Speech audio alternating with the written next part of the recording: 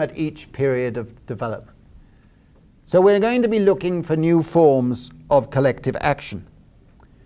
And the final point of principle to remember is that at each forward march is defined as a struggle over three things.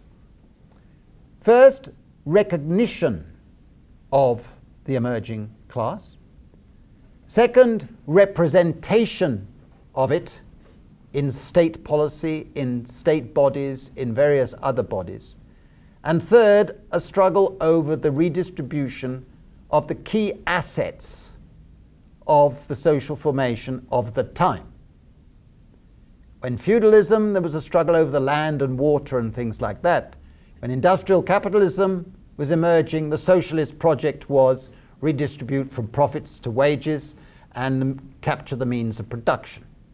That sounds quaint in a tertiary society. And the key assets of our society, and which is what motivate the energies of the Precariat increasingly, the key assets are strange. They are time, having control of your time, whereas we have a highly unequal distribution of time. Quality space, the commons. Knowledge, because the Precariat does not have access to the knowledge needed to function properly in a market society, whereas your salariat can buy it, right? Financial capital, which goes to this elite and trickle down to people who can have shares and savings and whatever, and basically security itself. We have a highly unequal distribution of security. Now, I gave a presentation in the bank, the World Bank, on Monday. I expected extreme hostility, and I went prepared for it, put on some mental armor, and went to it. And it was very strange. For the first time when I've ever spoken in the World Bank, I found there was a huge amount of support, particularly from the younger people there. And at one point, one person said he'd actually read the book, and he said, I identified 16 policies in your politics of paradise. And another person said, I'd actually identified 23. Now, I've counted myself, and I got to 22, but I never thought of making a checklist. And I don't want to do that now, because somehow it feels cheap to do so. I just want to leave you with a couple of thoughts in conclusion. One is that if you think of the redistribution of those collective assets and collective action, you are led to thinking of what forms of associational freedom are feasible going forward. And I discussed that at some length.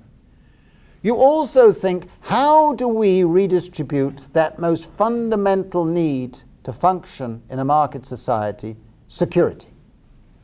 We all need enough security to be able to be rational, to make choices, to invest in ourselves and develop. And that is why for 25 years I've been advocating and working for a basic income as a right. Now, for 25 years we've had an organization called Bsth, and for the first 10 years we were laughed at and said, you can't have a basic income. People have a basic income.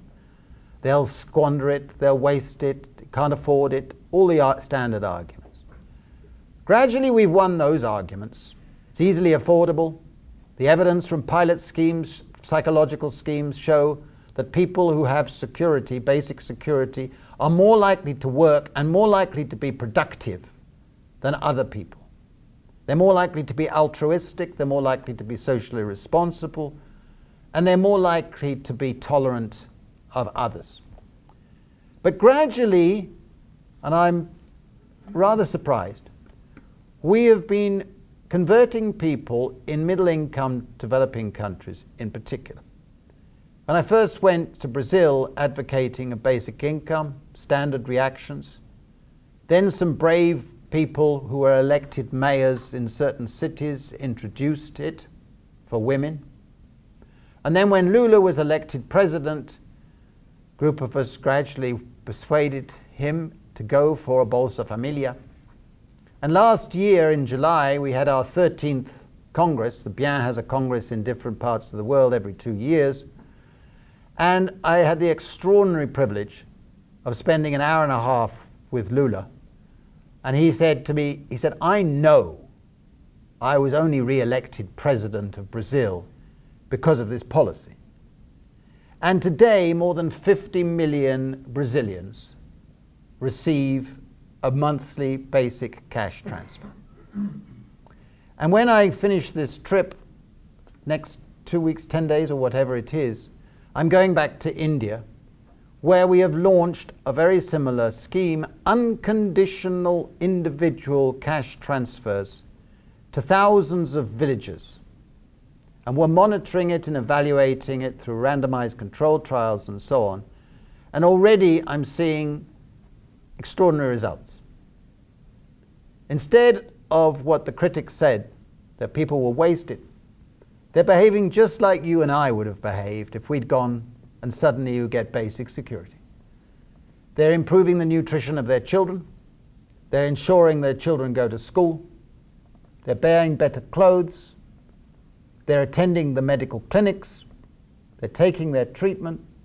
Women's status has been improving. Inequality is going down. And we did this in Africa too, in a series of villages. And it was extraordinary, the series of improvements in living standards that took place, and a multiplier effect in the local economies occurred. People started to invest in seeds because they had a market that was growing around them. They grew vegetables because economic crime was going down because people were not so desperate. And you had a development of voice in the villages because they formed committees to advise people how to spend their money. Now, I'm not surprised at those developments, but what I am surprised about is the hostility from privileged people to doing that sort of thing. There was a man outside, sorry Mark's left, but I think someone else was there, who asked me about people dissipating money if they got a basic income. And I said, look, 95% of us want to improve our lives and would not be content just to sit back and be lazy bums. You're always going to have in society a small fraction who need help, and they deserve that help. But you shouldn't punish them through your welfare system. You should have security and then have public services that are public services. That seems pretty obvious to most of us, except that we have a generation of politicians and powerful people who've rejected that perspective. And it's about time that it's going to change. And I think the Precariat is fast moving from a primitive rebel stage to a stage where it does have a clear vision of what sort of society it wants. And it's happening much faster than previous transformations. I see it in meetings that I participate in and speak at in Italy, in Spain, in France, in England. And you see it happening and in Greece. Increasingly, they are beginning to articulate an ecologically well-informed fight for redistribution. And in that process, I think a fight for quality space and a revival of the commons will be one of the major features of it. So I thank you very much for listening. I apologize for speaking longer than I intended, but I hope you found it of interest. Thank you very much.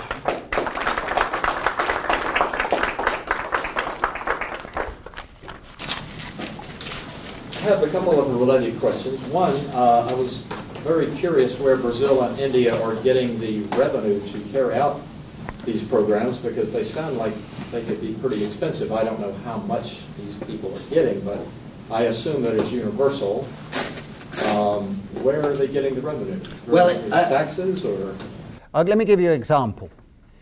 India spends 4% of its GDP on subsidized fuel. In other words, it subsidizes and lowers the price of fuel. And of course, who has cars? Who has the use of fuel in India? The middle class and the rich. They're realizing that that actually leads to ecologically bad things, squandering. If you took that 4% away in stupid subsidies and provided a cash transfer that's equal to 40% of subsistence, which is what we're providing, you've paid for it, more than paid for it. What is not fully understood is that many countries provide huge subsidies to corporations and rich people. All right? It is not a question of affordability. In Brazil, it's the same thing. One of the fantastic thing about the Brazilian story is that since it was introduced in 2001, two things have happened. Economic growth has accelerated. Brazil has been one of the very few countries in the world to have bucked the financial crisis. Economic growth increased. All right?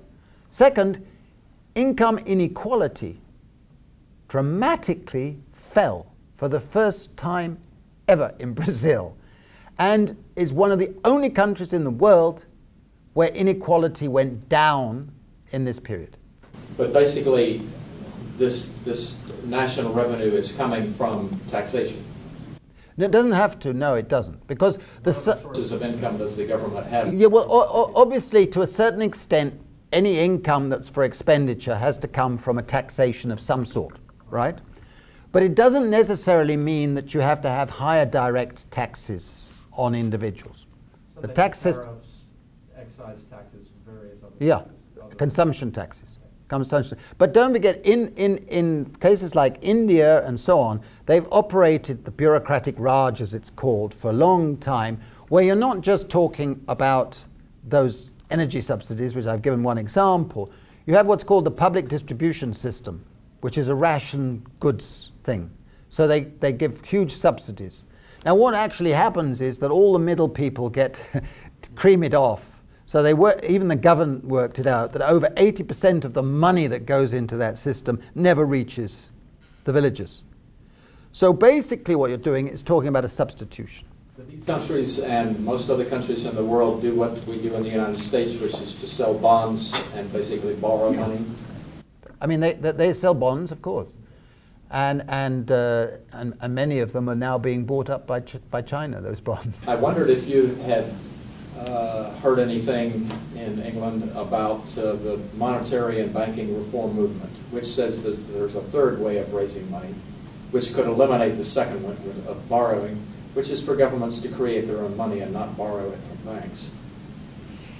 Well, I know about these innovative schemes, but I don't think you need to go down there. That's the point. You can, and printing money is always dangerous because of the dangers of inflation and what we call rational expectations. If a government starts to be known to print money whenever it runs into difficulty, very quickly you build inflationary expectations into the system.